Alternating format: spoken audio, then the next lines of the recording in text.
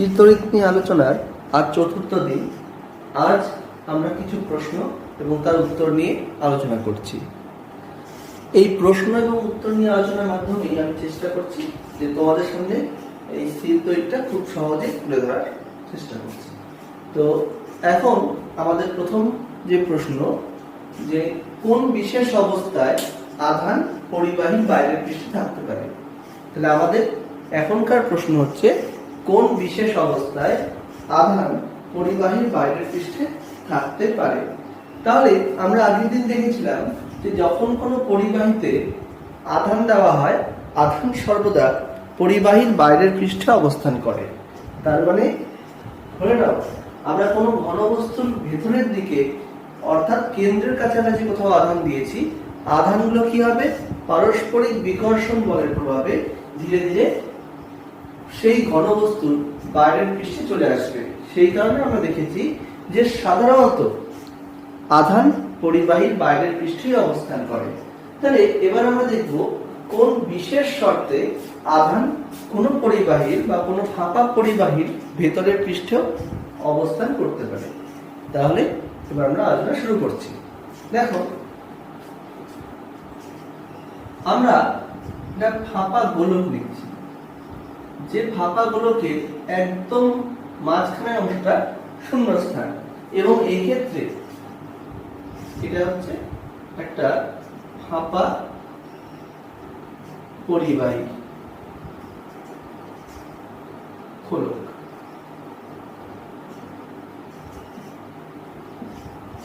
তাহলে এবার আমরা কি করলাম, আমরা এই যে ফাঁপা পরিবাহী আছে তার যে কেন্দ্র ভাগ অর্থাৎ যে ভাগটাতে কোনো পদার্থ নেই সেই ভাগে আমরা কিছু জানা প্রকৃতির আধান দিলাম।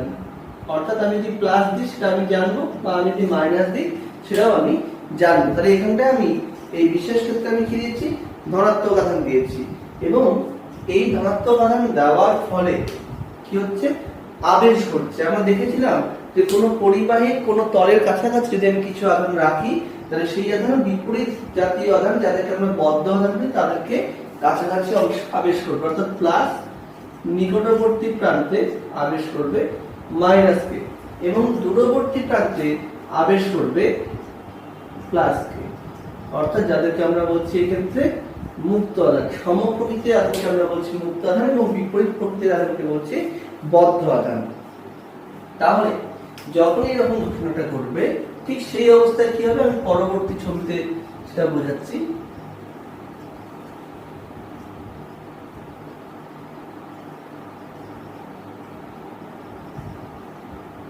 আমরা এই যে এখানটা দিচ্ছি প্লাস, আসলে প্লাস চার্জ কি করে দেওয়া হয়, আমরা কোনো ব্যাটারির ধনাত্মক প্রান্তটা যদি যুক্ত করে দিই তাহলে সেটা হচ্ছে প্লাস চার্জ দেওয়া হয়ে যাবে। অর্থাৎ কোনো একটা বস্তু আছে, সেই বস্তুকে আমরা কি করছি, তার সঙ্গে ব্যাটারির ধনাত্মক প্রান্ত যোগ করে দিচ্ছি, তার ফলে সেই বস্তুটা ধনাত্মক আধানে আহিত হয়ে যাচ্ছে। এবার এর ফলে কি ছিল, নিকটবর্তী প্রান্তে বদ্ধ আধান বা ঋণাত্মক আধান আবিষ্ট হলো, এবং দূরবর্তী প্রান্তে আবেশ ঘটেছে সমপ্রকৃতির মুক্ত আধানের। এই অবস্থায় আমরা এই পরিবাহীকে ভূ সংলগ্ন করলাম, অর্থাৎ এই পরিবাহীর বাইরের তল এর সঙ্গে আমরা গ্রাউন্ড করলাম বাইরের তলকে। এর ফলে কি হবে, তাহলে আমরা দেখেছিলাম যে সেক্ষেত্রে মুক্ত আধানগুলি ধীরে ধীরে গ্রাউন্ডের মাধ্যমে ভূমিতে চলে যাবে, অর্থাৎ আধানগুলি ভূ সংলগ্ন হয়ে যাবে। তাহলে এই ক্ষেত্রে তাহলে কি হচ্ছে, যে এই ক্ষেত্রে এই যে পরিবাহী ফাঁপা পরিবাহী, দেখো বাইরের পৃষ্ঠে কোনো আধান থাকছে না, আধান থাকছে শুধুমাত্র ভেতরের পৃষ্ঠে। তাহলে আমরা এই কারণে বলতে পারি যে এই বিশেষ অবস্থায় আধান কোনো ফাঁপা পরিবাহীর ভেতরের তলেও থাকতে পারে। আমাদের পরবর্তী প্রশ্ন হচ্ছে তড়িৎ সেচন কাকে বলে। আমাদের পরবর্তী প্রশ্ন হচ্ছে তড়িৎ সেচন কাকে বলে। এই তড়িৎ সেচন কাকে বলে প্রশ্নটি একটু অন্যভাবে আসতে পারে, যে বলতেই পারে কিভাবে ক্ষুদ্র আধানের সাহায্যে বৃহৎ আধান বা খুব অল্প মানের আধানের সাহায্যে খুব বেশি মানে বা খুব বড় মানের আধান আমরা তৈরি করতে পারি। অর্থাৎ আমরা যেটা বলতে চাই যে তড়িৎ সেচন কাকে বলে, বা কিভাবে আমরা ক্ষুদ্র আধানের সাহায্যে বৃহৎ আধান সৃষ্টি করতে পারি। তাহলে তার উত্তরটা কি হবে সেটা আমরা একটু আলোচনা করছি। যে ধরে নাও এখানটায় একটি অপরিবাহী বস্তু আছে, তাহলে এখানে একটা অপরিবাহী বস্তু আছে এবং এই বস্তুর কাছাকাছি অংশে একটি আহিত দণ্ড আমি নিয়ে আসলাম। মাথায় রাখতে হবে এই দণ্ডে আধানের পরিমাণ খুব কম আছে, অর্থাৎ এই দণ্ডে থাকা আধানের মান খুব কম। এই দণ্ডকে যখন এই এই অপরিবাহী বস্তুর খুব কাছাকাছি নিয়ে আসা হলো, সেক্ষেত্রে আবেশের দৌড়ে এখানে সৃষ্টি হবে মাইনাস এবং দূরবর্তী প্রান্ত তৈরি হবে প্লাস, অর্থাৎ এখানে বদ্ধ আধান এবং এখানে মুক্ত আধান তৈরি হলো। এবার যখনই আমি এই অপরিবাহী বস্তুকে ভূ সংলগ্ন করেছি, তখন কি হচ্ছে, আধান অর্থাৎ মুক্ত আধান ভূ সংলগ্ন হয়ে যাচ্ছে এবং এর ফলে এখান থেকে আধান মাটিতে চলে যাচ্ছে। এরপর আমরা কি করলাম, এই পরিবাহী বস্তুকে এখান থেকে সরিয়ে আমি নিয়ে আসলাম এখানকার। এবার যেহেতু এই বস্তুটি অপরিবাহী, তাহলে এই ঋণাত্মক আধান কিন্তু এখানে থেকে গেল, কিন্তু পুনরায় যখন এখানে আমি আধান এই দ্বন্দ্বকে নিয়ে আসলাম, তাহলে আবেশের ঘটনা পুনরায় এই স্থানে হলো এবং পুনরায় ভূ সংলগ্ন থাকার জন্য এই যে মুক্ত আধান তারা আবার মাটিতে চলে গেল। আবার আমি বস্তুকে এখানে আনলাম, আবার এখানটায় হচ্ছে তড়িৎ আবেশ ঘটলো এবং আবার মুক্ত আধান ভূমিতে চলে গেল এবং ধীরে ধীরে যখন একে আরেকটু নিচে নামিয়ে আনলাম, সেই একই ঘটনার পুনরাবৃত্তি ঘটল। তাই দেখো এই ঘটনাটি আমি বারংবার করতে থাকি, এর ফলে কি হচ্ছে, আমার কাছে আধান তো থাকছে এইটুকুই, কিন্তু সেই আধানকে আমি বারংবার প্রয়োগ করে তড়িৎ সেচন করছি এবং তার ফলে কি হচ্ছে, এই যে অপরিবাহী সংস্থায় বৃহৎ মানের আধান সৃষ্টি হয়ে যাচ্ছে। এই ঘটনাটাকে আমরা বলছি তড়িৎ সেচন এবং এই তড়িৎ সেচনের মাধ্যমে আমরা ক্ষুদ্র আধানের সাহায্যে বৃহৎ আধান সৃষ্টি করতে পারি। আমাদের পরবর্তী প্রশ্ন হচ্ছে, একটি সম প্রকৃতির দুটি ধাতব গোলক আছে, তার মধ্যে একটি আহিত এবং একটি অনাহিত। যদি তাদেরকে ধীরে ধীরে কাছে আনা যায় তাহলে কি ঘটবে?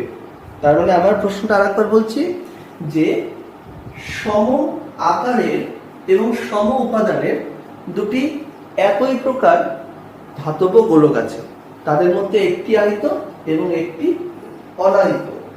এখন যদি ধীরে ধীরে তাদেরকে খুব কাছে আনা যায় তাহলে কি ঘটবে? তাই তার উত্তরটা আমি বোঝাচ্ছি। ধরে নিচ্ছি যে আমাদের কাছে দুটো গোলক আছে, একটা গোলক হচ্ছে এ, অপর গোলক একই রকম দেখতে, সবকিছু এক, সেটা হচ্ছে বি।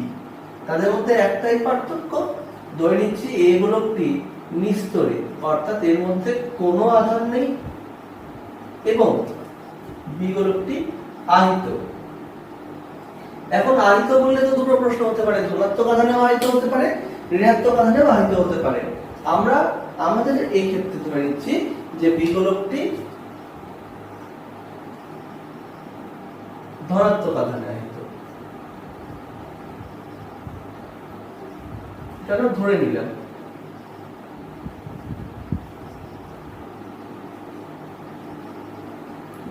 তাহলে এখন কি হচ্ছে দেখো, তার মানে বি গোলকে কিছু পরিমাণ ধনাত্মক আধান আছে এবং আমরা এটা ভালো মতোই জানি, কোন পরিবাহীতে আধান দেওয়া হলে আধান সর্বদা পরিবাহী বাইরের পৃষ্ঠে অবস্থান করবে, অর্থাৎ আধান দেওয়ার কিছুক্ষণের মধ্যে বা তৎক্ষণাৎই এই আধানগুলো পরিবাহী বাইরের পৃষ্ঠে চলে যাবে।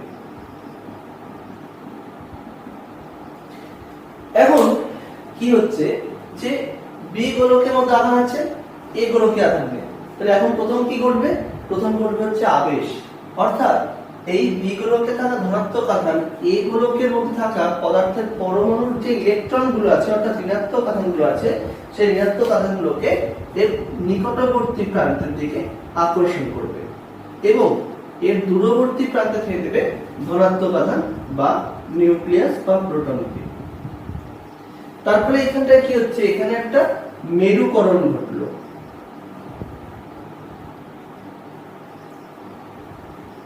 মাথায় রাখতে হবে এখানটায় যে আদিষ্ট আধান তৈরি হলো, অর্থাৎ এখানটায় তৈরি হয়েছে বদ্ধ আধান এবং দূরবর্তী প্রান্তে তৈরি হয়েছে মুক্ত আধান। আমরা আমাদের আলোচনার আগের দিনের আলোচনা আমরা দেখেছিলাম যে বাউন্ড চার্জ এবং ফ্রি চার্জের মধ্যে সম্পর্ক হচ্ছে তাদের মানটা সমান, এবং এই সমান মানটাকে আমি বলছি QI বা ইনডিউসড চার্জ।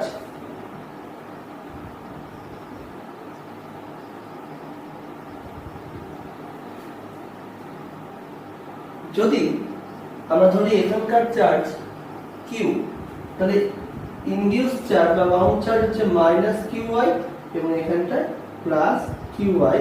তার কারণটা হচ্ছে বি এর আধানের প্রকৃতি এবং ফ্রি চার্জের বা মুক্ত আধানের প্রকৃতি সমান হবে এবং বদ্ধ আধানের ক্ষেত্রে তার প্রকৃতি বিপরীত হবে।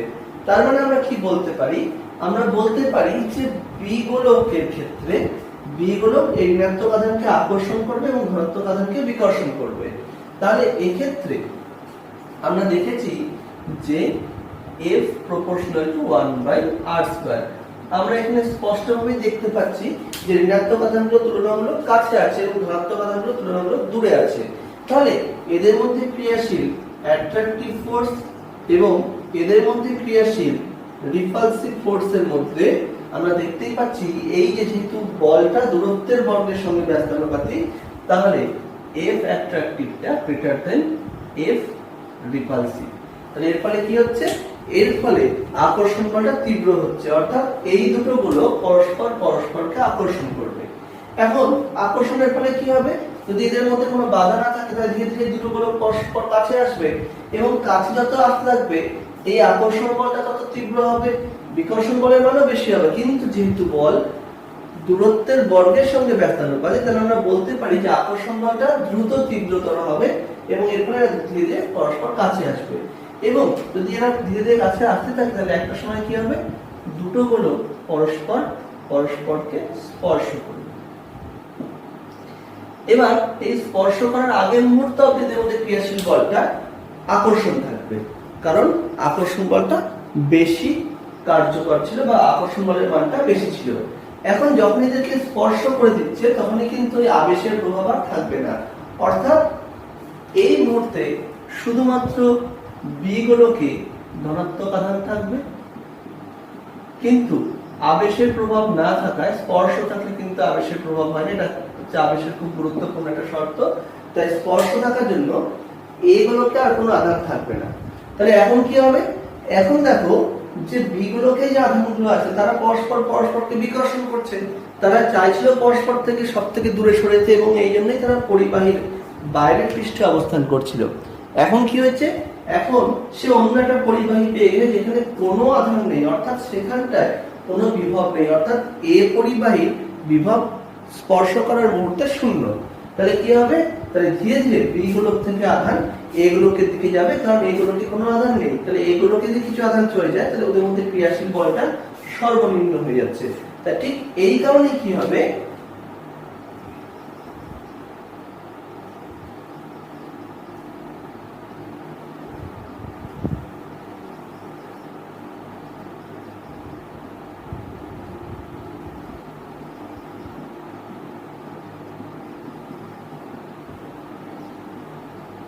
এ গোলক এবং বি গোলক উভয়ই সমপ্রকৃতি আধান পেয়ে যাবে, অর্থাৎ আধান দুটো গোলকের মধ্যে সমভাবে বণ্টিত হবে, যেহেতু তাদের আকার, আকৃতি বা উপাদান সবই অনুরূপ ছিল বা অভিন্ন ছিল।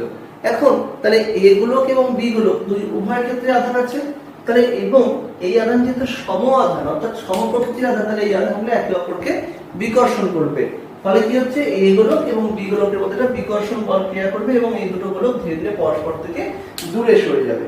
তাহলে আমরা কি বললাম, যখন কোনো একটা নিস্তরিত গোলকের কাছে একটা আহিত গোলক আনা হচ্ছে, আবেশের প্রভাবে সেখানটা অর্থাৎ নিস্তরিত গোলকে কিছু মুক্ত আধান এবং কিছু বদ্ধ আধান সৃষ্টি হলো। বদ্ধ আধানগুলো যেহেতু নিকটবর্তী প্রান্তে আছে এবং বিপরীত প্রকৃতির, তাই ওদের মধ্যে একটা আকর্ষণ বল ক্রিয়া করবে, যে আকর্ষণ বলটা বদ্ধ আধান এবং আবেশকারী আধানের মধ্যে ক্রিয়াশীল বিকর্ষণ বলের তুলনায় অনেক বেশি শক্তিশালী। ফলে এই আকর্ষণ বলের প্রভাবে দুটো গোলক পরস্পর কাছে আসবে এবং যদি এদের মধ্যে স্পর্শ হয়ে যায় সেক্ষেত্রে আবেশ বলের প্রভাব দূর হয়ে যাবে। আবেশের প্রভাব দূর হওয়াতে আধান পরিবহন হয়ে যাবে, অর্থাৎ বি গোলক থেকে এ গোলকে আধান পরিবাহিত হবে এবং এই পরিবাহিত আধানের ফলে উভয় গোলক সমপ্রকৃতির আধান পাবে।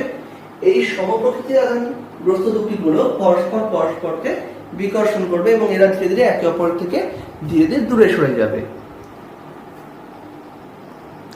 আমাদের পরবর্তী প্রশ্ন হচ্ছে যে আমরা জানি সমপ্রকৃতির আধান পরস্পরকে বিকর্ষণ করে।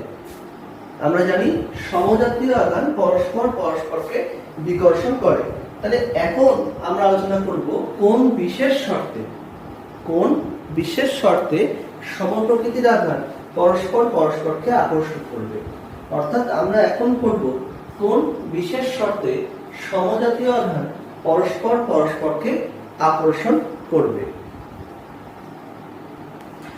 দেখো আমরা ছবিতে একটু দেখাচ্ছি যে আমরা দুটো পরিবাহী নিয়েছি, তোমরা খুব ভালোভাবে লক্ষ্য করে দেখতে পাবে যে তার মধ্যে একটি পরিবাহী আকারে ক্ষুদ্র এবং তার মধ্যে আধানের পরিমাণ কম, এবং একটি পরিবাহী তুলনামূলক আকারে বড় এবং তার মধ্যে প্রচুর পরিমাণ আধান রয়েছে।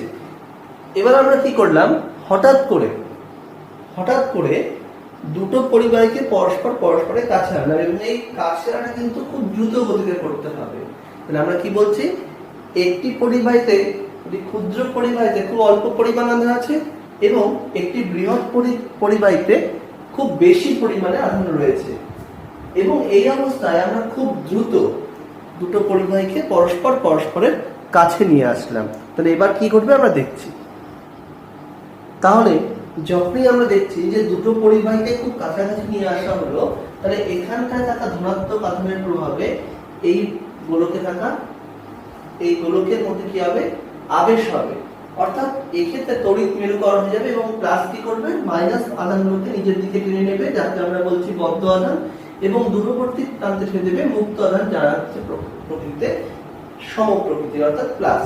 তাহলে এই অবস্থায় দেখো, এই অবস্থায় যদি খুব দ্রুত এদিকে কাছে আনা যায় এবং এদের মধ্যে ব্যবধান যদি কম হয় এবং যদি এই পরিবাহীর আধান খুব বেশি হয় এবং এই পরিবাহীতে প্রাথমিকভাবে যে আধান ছিল তাকে যদি কিউ ধরে নিই, তাহলে এই যে স্মল কিউ এর মান, এদের মধ্যে এমন সম্পর্ক হবে যে বদ্ধ আধান কিউ বি এবং মুক্ত আধান কিউ এফ, এদের মান যদি কিউ আই হয়ে থাকে, অর্থাৎ আবিষ্ট আধান হচ্ছে বদ্ধ বা মুক্ত প্রকৃতির যে আবিষ্ট আধান তার মানের তুলনায় প্রাথমিক অবস্থায় কম আধান থাকে। তাই সেক্ষেত্রে এখানটায় কি হবে, যে বদ্ধ আধানের যে ঋণাত্মক আধানগুলো তাদের ক্ষেত্রে ঋণাত্মক আধান এবং এই আবেশকারী আধানের মধ্যে ক্রিয়াশীল আকর্ষণ বলটা বেশি ক্রিয়াশীল হবে বা বেশি কার্যকর হবে। এর ফলে কি হবে, এই দুটো গোলক পরস্পরকে আকর্ষণ করবে। আমাদের দেখে কি হচ্ছে, এটাও প্লাস এটাও প্লাস, এরা দুজন একে অপরকে আকর্ষণ করছে, কিন্তু ব্যাপারটা এখানে তাই ঘটেনি। কি ঘটেছে, যে এখানটায় থাকা প্লাস আধান এই গোলকের মধ্যে ঋণাত্মক আধান আবেশ করছে এবং এখানে ধনাত্মক আধান আবেশ করছে। আমি ধরে নিচ্ছি যে প্রথমে এখানে হয়তো 10টি আধান ছিল, আবেশের ফলে এখানটা হয়তো 30টি ঋণাত্মক আধান সৃষ্টি হলো এবং 30টি ধনাত্মক আধান সৃষ্টি হলো। তাই এই যে ঋণাত্মক যে 30টি আধান সৃষ্টি হলো, সেই 30টি আধান প্রাথমিকভাবে থাকা 10টি ধনাত্মক আধানের থেকে এর মান যেহেতু অনেক বেশি, তারপরে কি হচ্ছে, প্রাথমিক পর্যায়ে এবং যেহেতু ঋণাত্মক আধানগুলো কাছাকাছি আছে, তাহলে প্রাথমিক পর্যায়ে কি হবে, ঋণাত্মক আধানের প্রভাব বেশি থাকার জন্য আকর্ষণ বল ক্রিয়াশীল হবে এবং এই ক্ষেত্রে আমরা তখন বলতে পারবো যে এই দুটো গোলক সমপ্রকৃতির আধানে আহিত হওয়া সত্ত্বেও পরস্পরকে আকর্ষণ করল। এখন আমরা যে প্রশ্ন নিয়ে আলোচনা করব সেটা হচ্ছে তড়িৎ মোক্ষম কাকে বলে। তড়িৎ মোক্ষম কাকে বলে, এর সঙ্গে আমরা আলোচনা করব তড়িৎ চক্র ও তড়িৎ বার্তা কি। আমরা এখন আলোচনা করব তড়িৎ মোক্ষম কাকে বলে, তড়িৎ চক্র ও তড়িৎ বার্তা কাকে বলে, বা এদের কার্যপ্রণালী আলোচনা করব। দেখো আমরা জানি যে তলমাত্রিক ঘনত্ব সিগমা সমান সমান কিউ বাই এ। কোনো গোলকের ক্ষেত্রে ক্ষেত্রফল হচ্ছে 4πr², সেক্ষেত্রে সিগমা সমান সমান কিউ ডিভাইডেড বাই 4πr²। এবং যদি সেক্ষেত্রে আধান ধ্রুবক থাকে, অর্থাৎ আধানে যদি কোনো পরিবর্তন না করি, তাহলে আমি বলতে পারি সিগমা প্রপোর্শনাল টু 1/r²। এখন 1/r হচ্ছে কোনো বক্রতলের ক্ষেত্রে বক্রতাকে নির্দেশ করে, অর্থাৎ কোনো একটি বক্রতল কত বেশি বক্র সে নির্ভর করে তার বক্রতা ব্যাসার্ধের অনুন্নকের উপর। ফলে আমরা বলতে পারি সিগমা প্রপোর্শনাল টু বক্রতার বর্গ। এখন দেখো আমরা কি বলছি, যে আমরা একটা সূচিমুখ নিয়েছি। সূচিমুখ মানে কি? কোনো তীক্ষ্ণাগ্র বস্তু, অর্থাৎ যে বস্তুর একটা প্রান্ত খুব তীক্ষ্ণ হবে এবং অপর প্রান্ত ধীরে ধীরে মোটা থাকবে। তাহলে যে প্রান্তটা খুব তীক্ষ্ণ সেখানকার ব্যাসার্ধ এমনিতেই খুব কম হবে, বা সেখানকার বক্রতা বেশি হবে, এবং সেই বক্রতা বেশি হওয়ার জন্য সেখানকার আধান ঘনত্ব খুব বেশি হবে। আবার যদি কোনো অংশ যদি মোটা হয়, তা সেখানকার বক্রতা ব্যাসার্ধ তুলনামূলক সেখানকার বক্রতা ব্যাসার্ধ কি হবে? সেক্ষেত্রে বক্রতা ব্যাসার্ধ যেহেতু বেশি হচ্ছে, তা সেখানকার বক্রতা কম থাকছে, এবং সেখানকার বক্রতা কম থাকার জন্য আমরা কি দেখতে পাবো? সেখানকার আধান ঘনত্ব কম হচ্ছে। দেখো আমাদের এই ছবিতে আমরা নিচে যে ছবিটা রেখেছি, সেই ছবিতে দেখো আমরা সেভাবেই প্রকাশ করেছি যে এই যে তীক্ষ্ণাগ্র বস্তু তার সূচিমুখের ক্ষেত্রে, অর্থাৎ তার তীক্ষ্ণ অগ্র বা সূচাগ্র যাকে আমরা বলতে পারি, সেক্ষেত্রে আধানগুলো বেশ কাছাকাছি আছে, কারণ সেখানকার বক্রতা ব্যাসার্ধ কম বা সেখানকার বক্রতা বেশি, এবং ফলে সেখানকার আধান ঘনত্ব বেশি, অর্থাৎ সেখানকার আধানগুলো পরস্পরকে তীব্রভাবে বিকর্ষণ করছে।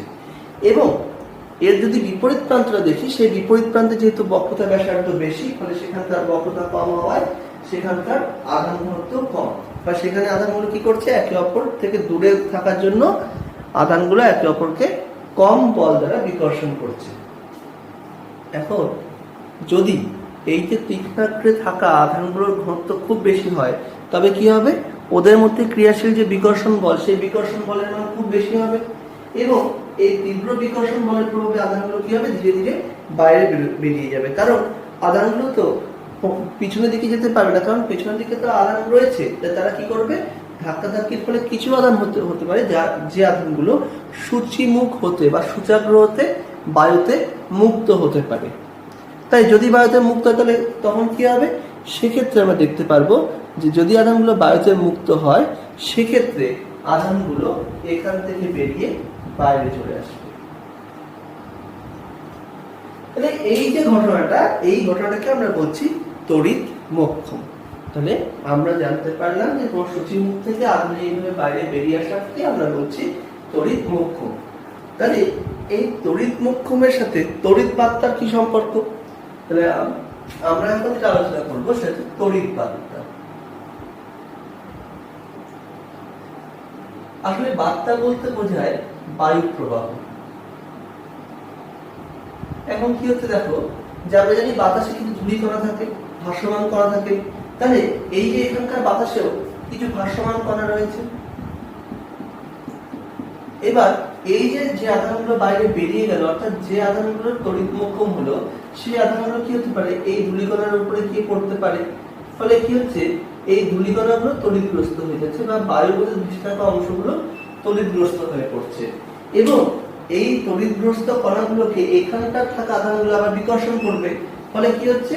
যে ধীরে ধীরে বায়ু প্রবাহ একটা সৃষ্টি হবে এই বরাবর, অর্থাৎ এই ধূলিকণাগুলো ধীরে ধীরে বায়ু প্রবাহকে একটু এদিকে নিয়ে যাবে। এই যে ঘটনাটা, তাকে আমরা বলছি তড়িৎ বার্তা। কারণ এক্ষেত্রে বাতাসের মধ্যে যে বায়ু প্রবাহ হচ্ছে তার কারণটা হচ্ছে তড়িৎ। তাহলে এই জন্যই আমরা একে বলছি তড়িৎ বার্তা। এখন তড়িৎ চক্র কাকে বলে, তার জন্য আমাকে একটা ছবির সাহায্য নিতে হবে।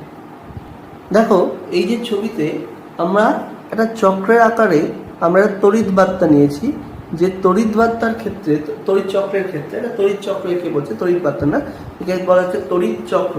সেই তড়িৎ চক্রের ক্ষেত্রে দেখো, আমরা যখন সেই তড়িৎ চক্রকে আমরা কোনো ব্যাটারি ধনাত্মক প্রান্তের সঙ্গে যুক্ত করেছি, তাই এই ব্যাটারির ধনাত্মক আধানগুলো এই সূচিমুখগুলোর মধ্যে চলে গেছে, এবং এই যে সূচিমুখে যে তীক্ষ্ণাগ্র, সেখান থেকে কি হচ্ছে? ধনাত্মক আধানগুলো বাইরে বেরিয়ে যাচ্ছে। তাই ধনাত্মক আধানগুলো যখন বাইরে বেরিয়ে যাচ্ছে, তার ফলে একটা তড়িৎ বার্তার সৃষ্টি হচ্ছে এই বরাবর। তো তাহলে আমরা কি জানি প্রতিটি ক্রিয়া একটি সমান ও বিপরীতমুখী প্রতিক্রিয়া থাকে। তাহলে এই বরাবর যখন ক্রিয়া হচ্ছে তাহলে এর প্রতিক্রিয়া স্বরূপ কি হবে? এর প্রতিক্রিয়া স্বরূপ এই চক্রটা তার বিপরীত দিকে ঘুরতে থাকবে। তাহলে প্রতিক্রিয়া এই বরাবর ক্রিয়াশীল হয়ে গেল। তাহলে এই প্রতিক্রিয়ার প্রভাবে এই চক্রটা কি করবে? এই বরাবর ঘুরতে থাকবে। এই জন্যই একে বলা হচ্ছে তড়িৎ চক্র।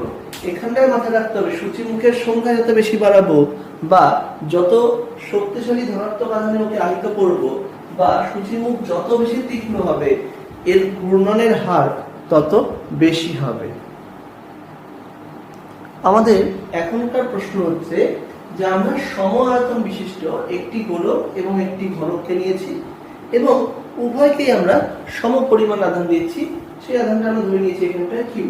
তাহলে আমাদের প্রশ্ন হচ্ছে যে এক্ষেত্রে কোন আকারের পরিবাহীটি তুলনামূলকভাবে ভালো ধারক হবে। এখানে মাথায় রাখতে হবে আমরা গোলকের সাথে একটা ঘনবস্তু নিয়েছি বা একটা ঘনক নিয়েছি, সেখানটায় এই ঘনবস্তুর আকার ঘনক না হয়ে আয়তঘনক, ঘন সামান্তরিক বা কোনো অপ্রতিসম আকারের কোনো বস্তু হতে পারে, কিন্তু আমরা এদিকে একটা এর সঙ্গে তুলনায় আমরা একটা গোলককেই রেখেছি। তাহলে এবার প্রশ্ন হচ্ছে যে উভয়ের আকার বিশিষ্ট বা সম আয়তন বিশিষ্ট যে এই দুটো আকারের যে পদার্থ আছে তার মধ্যে কে তুলনামূলকভাবে ভালো আধানের ধারক। তাহলে দেখো আমরা কি দেখেছিলাম? আমরা দেখেছিলাম যে তলমাত্রিক ঘনত্ব সিগমা প্রপোর্শনাল টু 1/r² বা সিগমা প্রপোর্শনাল টু বক্রতার বর্গ। এখন যেহেতু এটা একটা গোলক তাহলে এর ব্যাসার্ধ সর্বত্রই সমান, তাহলে এর সর্বত্রই আধানের ঘনত্ব সুষম, অর্থাৎ এখানে যদি যে আধান দিয়েছি সেই আধানটা এর পৃষ্ঠে সুষমভাবে বণ্টিত হবে। কিন্তু আমরা যদি ঘনবস্তুর দিকে ভালো করে তাকাই আমরা দেখতে পাবো যে ঘনবস্তুর ক্ষেত্রে 8টা শীর্ষ আছে এবং এই 8টা শীর্ষই কিন্তু সূচিমুখ, অর্থাৎ সেক্ষেত্রে কিন্তু একটা তীক্ষ্ণ অক্ষ অংশ আছে বা তীক্ষ্ণাগ্র রয়েছে। তাহলে কি হচ্ছে? এই যে তীক্ষ্ণাগ্র অংশগুলো যে আছে এখানকার তলমাত্রিক ঘনত্ব কিন্তু তুলনামূলক বেশি হবে এবং যদি এখানকার তলমাত্রিক ঘনত্ব খুব বেশি হয়ে যায় তাহলে এই অংশ থেকে কি হবে? আধান বাইরে বেরিয়ে যাবে, যাতে আমরা বলছি তড়িৎ মোক্ষণ। তাহলে কোনো ঘনকের যে 8টা শীর্ষ আছে সেই শীর্ষবিন্দু থেকে কি হবে? সেই শীর্ষবিন্দু থেকে তড়িৎ মোক্ষণ হতে পারে যদি সেখানটা আধানের পরিমাণ বেশি থাকে। তাছাড়া কি হবে? যে এক্ষেত্রে আধান কিন্তু সব জায়গায় সমানভাবে বণ্টিত হবে না। তাহলে গোলকের ক্ষেত্রে আধানগুলো তুলনামূলক বেশি সুস্থির অবস্থায় থাকতে পারবে। ফলে আমরা কি বলতে পারি? যে কোনো গোলক হচ্ছে তুলনামূলক ভালো আধানের ধারক। আমরা আগের 4টি ক্লাসে মানে এখন এই 4র্থ ক্লাস, এই 4টি ক্লাসে আমরা তড়িৎ নিয়ে আলোচনা করেছি, আধান তড়িৎ এগুলো নিয়ে আলোচনা করেছি। কিন্তু আধানটা কত কম বা কত বেশি আমি মাপবো কিভাবে? তো আধান মাপার জন্য প্রাথমিকভাবে যে যন্ত্র তৈরি হয়েছিল তাকে আমরা বলি তড়িৎ বীক্ষণ যন্ত্র। আমরা সেই যন্ত্রের নাম বলছি তড়িৎ বীক্ষণ যন্ত্র।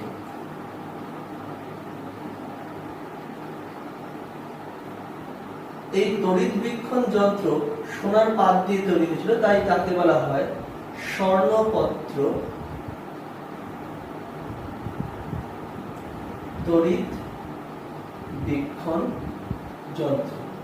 তাহলে এই যে স্বর্ণপত্র তড়িৎ বীক্ষণ যন্ত্র, সেই স্বর্ণপত্র তড়িৎ বীক্ষণ যন্ত্রের মূলনীতি কি হবে? তাহলে আমরা এখন যে প্রশ্ন নিয়ে আলোচনা করবো তাহলে স্বর্ণপত্র তড়িৎ বীক্ষণ যন্ত্র এর মূলনীতি, এই যন্ত্রটির মূলনীতি কি? তাছাড়া আমরা আলোচনা করব এই যন্ত্রের গঠন সম্পর্কে। স্বর্ণপত্র তড়িৎ বীক্ষণ যন্ত্রের ইংরেজি প্রতিশব্দ হচ্ছে গোল্ড লিফ ইলেকট্রোস্কোপ এবং যাকে আমরা সংক্ষেপে বলি GLE, গোল্ড লিফ ইলেকট্রোস্কোপ। এখন আমরা পড়ছি স্বর্ণপত্র তড়িৎ বীক্ষণ যন্ত্রের গঠন এবং মূলনীতি। আমরা প্রথমে বলে দিই যে যন্ত্র দেখতে কেমন হবে। আমি ছবির মাধ্যমে বোঝাচ্ছি, ভালো করে দেখো। তাহলে আমরা কি এই ছবিতে দেখো, আমরা কি ছবিতে দেখতে পাচ্ছি যে এখানটায় একটা বায়ু নিরুদ্ধ জার আছে। তাহলে এই ছবিতে আমরা দেখতে পাচ্ছি একটা বায়ু নিরুদ্ধ জার আছে, সেই জারের মধ্যে দিয়ে আমরা সেই জারের উপরে একটা ধাতব চাকতি আছে। এই ধাতব চাকতিটা মূলত আধান সংগ্রহের কাজ করে, অর্থাৎ আধান সংগ্রাহক হিসেবে কাজ করে। এছাড়া কি আছে, এই ধাতব চাকতির সঙ্গে একটা পরিবাহী ধাতব দণ্ড আছে যা আধানকে বহন করে নিয়ে যাবে, যাকে আমরা বলছি আধান বাহক। এবং এর শেষ প্রান্তে দুটো খুব পাতলা, হালকা এবং বিশুদ্ধ সোনার পাত আছে। আমরা সোনা ব্যবহার করছি তার কারণ সোনা প্রথমত বিশুদ্ধ আকারে পাওয়া যায় বা বিশুদ্ধ অবস্থায় পাওয়া যায়, এবং সোনা তুলনামূলক হালকা হয়। তাছাড়া সোনাকে আমরা খুব পাতলা করতে পারি। আমরা অন্য যে কোনো যদি পাতলা কোনো ধাতব দণ্ড নিই সে কি হবে, খুব সহজে ভেঙে যেতে পারে, কিন্তু সোনা কি হয়, খুব পাতলা করলেও সহজে ভাঙে না। ফলে সোনাকে দিয়ে, সোনার সাহায্যে আমরা খুবই হালকা এবং খুব পাতলা বা ওজনহীন আমরা দুটো সোনার পাত তৈরি করতে পারবো। এবং সোনা কি হয়, সহজে কিন্তু জারিত বা বিজারিত হয় না, ফলে সহজে বিক্রিয়া করে না, এবং সোনা খুব ভালো আধানের বাহক, অর্থাৎ খুব ভালো পরিবাহী। ফলে সেই কারণে আমরা এখানে সোনার পাত ব্যবহার করছি। তাহলে এই গোটা সংস্থাটাকে আমরা কোথায় রেখেছি, একটা কাচের পাত্রের মধ্যে রেখেছি এবং তাকে বায়ু নিরুদ্ধ অবস্থায় রেখেছি এবং শুষ্ক অবস্থায় রেখেছি। এবার কি হচ্ছে, এবার দেখো, এবার আমরা যদি দেখি, এই আমরা সোনার দুটো পাতকে 1 এবং 2 নম্বর দ্বারা চিহ্নিত করে রেখেছি।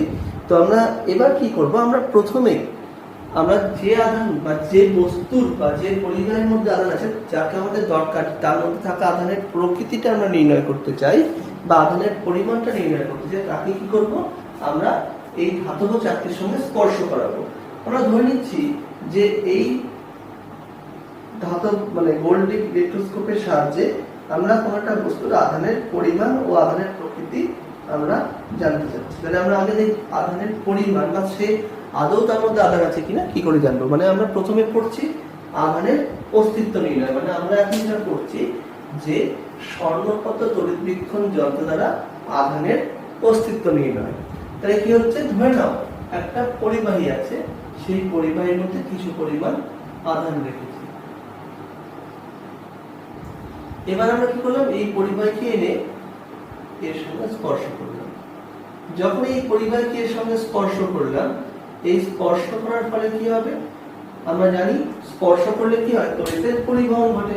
তাহলে কি হচ্ছে, এই পরিবাহী থেকে আধান চাকতির মধ্যে যাবে, চাকতি ধনাত্মক তড়িৎগ্রস্ত হয়ে যাবে, বা এই পরিবাহী যা আধান ছিল সেই আধানের সম প্রকৃতি আধান দ্বারা তড়িৎগ্রস্ত হবে। এবং এর ফলে কি হবে, এই আধান এই ধাতব দণ্ড দ্বারা পরিবাহিত হয়ে সোনার পাতের মধ্যে আধানটা চলে আসবে। আমি এখন এই 1 এবং 2 নম্বরটা মুছে দিচ্ছি, কারণ এখানে আমাদের আধানগুলো ছবি রাখতে হবে। তাহলে আমরা দেখিয়ে নিতে পারলাম যে দুটো যে সোনার পাত আছে তার সেই সোনার পাত দুটো তড়িৎগ্রস্ত হয়ে গেল, এবং এই ক্ষেত্রে কিন্তু সোনার পাত দুটো এক তড়িৎগ্রস্ত হবে।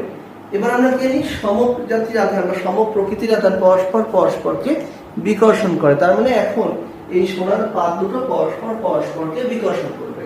এখন আমরা সোনার পাতের কি ধর্ম দেখেছিলাম, যে সোনার পাত কিন্তু খুব হালকা এবং এর ভর কিন্তু খুব কম ছিল। ফলে কি হবে, এই যে আধানগুলোর মধ্যে বিকর্ষণ বল, সেই বিকর্ষণ বলের প্রভাবে কি হবে, এই যে সোনার দুটো পাত ধীরে ধীরে সরে যাবে বা বিস্ফারিত হবে। তাহলে এই বিস্ফোরণ হওয়া থেকে বুঝতে পারছি যে যে বস্তুকে আমি স্পর্শ করেছি তার মধ্যে আধান রয়েছে। যদি কোনো বিস্ফোরণ না হতো তাহলে দুটো হতে পারতো। এই বিস্ফোরণ না হওয়ার ক্ষেত্রে বলতে পারতাম যে হয় সেই পরিবাহীতে আধান নেই, বা সেই পরিবাহীর মধ্যে, অর্থাৎ যে পরিবাহী আধান আছে আমি পরীক্ষা করছি বা যাচাই করছি, তার মধ্যে আধানের পরিমাণ খুব কম হলে কিন্তু বিস্ফোরণ নাও হতে পারে। তাহলে এই যে আমরা দেখলাম যে কিভাবে আমরা GLE যন্ত্র ব্যবহার করে আধানের অস্তিত্ব নির্ণয় করতে পারবো। এখন যদি এই পরিবাহীতে আধানের পরিমাণ খুব বেশি হতো, অর্থাৎ এর মধ্যে আধানের ঘনত্ব বা আধানের পরিমাণ যদি খুব বেশি হতো, তাহলে কি হতো, যে এই চাকতির মধ্যে বা এই দণ্ড দ্বারা অনেক বেশি আধান পরিবাহিত হতো, এবং এর ফলে কি হচ্ছে, এই স্বর্ণপত তড়িৎবীক্ষণ যন্ত্রের সোনার পাতগুলোর মধ্যে বিস্ফোরণটাও বেশি হতো। আমরা কি দেখতে পাচ্ছি, যে আমরা আধান কম আছে না বেশি আছে সেটা যেমন বুঝতে পারবো, ঠিক তেমন ভাবে আধান আছে কিনা সেটাও বুঝতে পারবো। অর্থাৎ আধানের অস্তিত্ব আমরা নির্ণয় করতে পারলাম স্বর্ণপত্র তড়িৎবীক্ষণ যন্ত্রের সাহায্যে। এটা হচ্ছে তার মূল রীতি। এবার আমরা দেখব যে কিভাবে আমরা স্বর্ণপত্র তড়িৎবীক্ষণ যন্ত্রের সাহায্যে আধানের প্রকৃতি নির্ণয় করব। অর্থাৎ আধান যে আমরা ব্যবহার করছি সেই আধানটা, যে পদার্থের আধান, আহিত পদার্থের মধ্যে যে আধানটা রয়েছে তার প্রকৃতি কিরূপ, ধনাত্মক আধান না ঋণাত্মক আধান। তার জন্য ছবিটাকে একটু মডিফাই করছি আমি। দেখো তাহলে এবার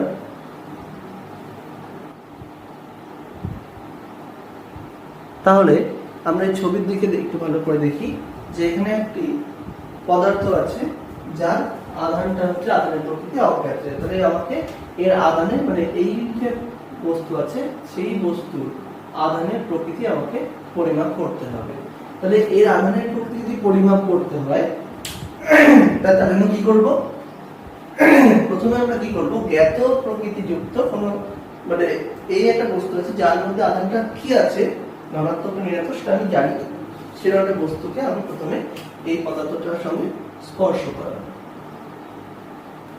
তাহলে এই স্পর্শের ফলে কি হবে, এই বস্তুতে থাকা আধানটা যা হবে এই গোটা যন্ত্রটা সেই পরিমাণ আধান পেয়ে যাবে। অর্থাৎ এখানে প্লাস আছে, তাহলে চাকতি প্লাস হবে, দণ্ড প্লাস হবে এবং এই সোনার পাত্রটা প্লাস হবে। এবং এর ফলে কি হবে, সামান্য পরিমাণে বিস্ফোরণ হবে, যেহেতু এই পদার্থের মধ্যে আধানটা তুলনামূলক কম ছিল। এবার আমি কি করব, এই বস্তুকে এখান থেকে সরিয়ে দিলাম। তাই যখন এই বস্তুকে এখান থেকে আমরা সরিয়ে দিলাম, এর ফলে কি হচ্ছে, এর ফলে এই যে সোনার পাত্রটা বিস্ফোরিত অবস্থায় থেকে গেছে। এবার আমি এই বস্তুর কথা ভুলে যাচ্ছি, এবার আমি আসছি অজ্ঞাত প্রকৃতির আধানগ্রস্ত বস্তু। আমরা ধরে নিচ্ছি যে এর মধ্যে যে আধানটা সেটা আমি জানি না, তো সেই জায়গাটা কি হতে পারে, হয় ধনাত্মক হতে পারে বা ঋণাত্মক হতে পারে বা শূন্য হতে পারে। তাহলে আমি কি করছি, আমি প্রথমে ধরছি এর মধ্যে ধনাত্মক আধান রয়েছে। অর্থাৎ আমরা প্রথমে যে জ্ঞাত প্রকৃতি আধানগ্রস্ত বস্তু দিয়ে করেছিলাম তার মধ্যে যে প্রকৃতি আধান ছিল এখানেও সেই একই প্রকৃতির আধান রয়েছে। এবার যখন আমরা এই বস্তুকে এর সঙ্গে স্পর্শ করালাম তখন কি হচ্ছে, স্পর্শ করেছে, তাই এখানে কিন্তু স্পর্শটা আমাকে অবশ্যই দেখাতে হবে। তখন এই যে বস্তুতে থাকা ধনাত্মক আধান যে আছে সেই ধনাত্মক আধানগুলো কি আসবে, সেই ধনাত্মক আধানগুলো এই যে চাকতি হয়ে দণ্ড হয়ে চলে যাবে সোনার পাত্রে। তাহলে এখন সোনার পাত্রে আধানের পরিমাণ বেড়ে গেল। তাহলে আমরা কি জানি, A proportional to Q1 Q2। তাহলে আমরা কি বলতে পারি, যেহেতু আধানের পরিমাণ বেড়ে গেল তাহলে বিস্ফোরণটা বেড়ে যাবে, ফলে কি হবে, পাত দুটো পরস্পর থেকে দূরে সরে যাবে। তাহলে যদি পাত দুটো পরস্পর থেকে দূরে সরে যায় তাহলে আমি কি বুঝবো, তাহলে আমি বুঝবো যে প্রথমে আমি যে প্রকৃতির আধানগ্রস্ত বা যে প্রকৃতির আধান দ্বারা আমি যন্ত্রকে তড়িৎগ্রস্ত করেছিলাম, আমাদের অজ্ঞাত প্রকৃতি আধানযুক্ত যে বস্তু আছে তার মধ্যেও সম প্রকৃতির আধান রয়েছে। অর্থাৎ যদি আমি প্রথমে ধনাত্মক আধান দ্বারা যদি এই যন্ত্রকে তড়িৎগ্রস্ত করতাম তাহলে যদি বিস্ফোরণ বেড়ে যায় তাহলে আমি বুঝবো যে বস্তুর ক্ষেত্রে আমাকে আধানের প্রকৃতি নির্ণয় করতে হবে তার মধ্যেও সমজাতীয় অর্থাৎ ধনাত্মক আধানগ্রস্তই বা ধনাত্মক আধানই রয়েছে। এখন যদি এই অজ্ঞাত প্রকৃতির আধানগ্রস্ত যে বস্তু তার মধ্যে যদি ঋণাত্মক আধান থাকতো তাহলে কি হতো সেটা একটু দেখে নিই।